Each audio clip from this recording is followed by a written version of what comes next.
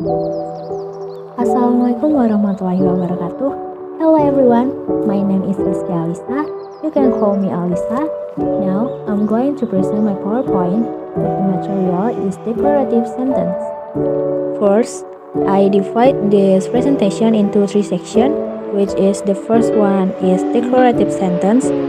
We're gonna talk about definition of declarative sentence here. And the second one is recognizing declarative sentence, and the last one is writing declarative sentence. Now, what is declarative sentence? Declarative sentence is a form of a sentence that makes a statement that backs our opinions or provides explanation. And declarative sentence have the characteristic that the subject usually comes before the verb and most often ends with a full stop or period. Declarative sentence have two types. The types are simple declarative and compound declarative. The difference is compound declarative joins two related phrases together by adding a comma and a conjunction such as and, yet, or but. The phrases can also be joined by a semicolon with or without a transition word. This is the example of simple declarative sentence. The rabbit eats the carrots in the garden in the early morning. It's just have one process.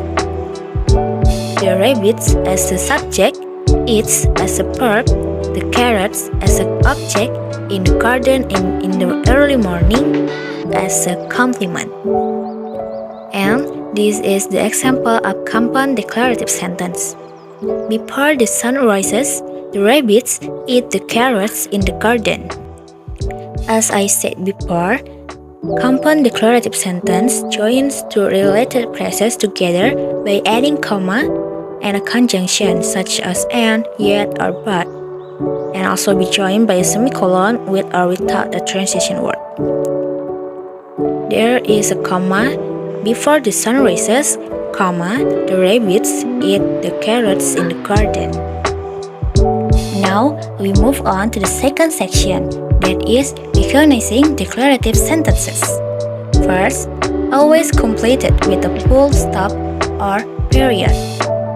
As example, the sun rises every morning, and you must add period in the end of a sentence.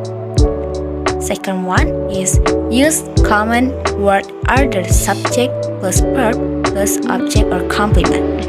As you can see, the sun is a subject, rises as a verb, and every morning as a complement.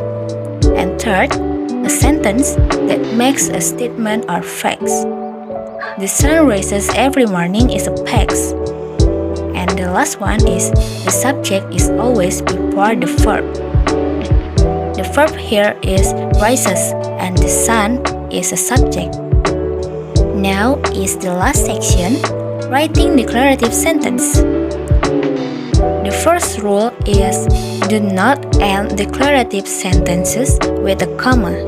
For example, cannibals do not eat clowns, comma, they taste funny. It's wrong, cause cannibals do not eat clowns is independent clause, which is declarative sentence, and they taste funny, it's also independent clause and it's declarative sentence, and we should not use a comma after a declarative sentence. And the correct one is cannibals do not eat clowns, period, they taste funny, period. And then, the second rule is do not use a question mark with a declarative sentence. For example, I wonder where he is. Don't use question mark after a declarative sentence. The correct one is I wonder where he is, period.